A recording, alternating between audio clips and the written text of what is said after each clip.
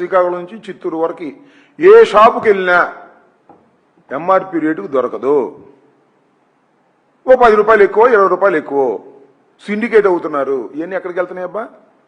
కరగడ దగ్గర ఉన్నటువంటి లింగమైన guest house లో ఉండే బాబు కొడుకులకే బ్యాగులు వెళ్ళేది.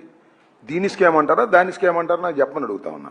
ఎక్కడా కూడా ఈ రాష్ట్రంలో ఎంఆర్పికి మద్యం దొరుకుతుందా చెప్పని సవాల్ చేస్తున్నా.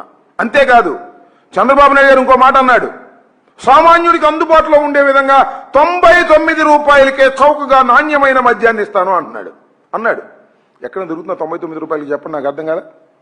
ఇంత పెద్ద స్కామ్ చేసి కోట్ల రూపాయలు దండుకు తింటున్నటువంటి చంద్రబాబు నాయుడు గారు నిజాయితీగా నిష్పక్షపాతంగా ప్రభుత్వానికి ఆదాయం రావాలనే ఉద్దేశంతో ప్రభుత్వమే నడిపినటువంటి మద్యం షాపులు చేసినటువంటి వైఎస్ఆర్ కాంగ్రెస్ ప్రభుత్వం మీద బురజల్లేటటువంటి కార్యక్రమం చేసేటటువంటి కార్యక్రమాలు ఇవాళ చేస్తున్నారు.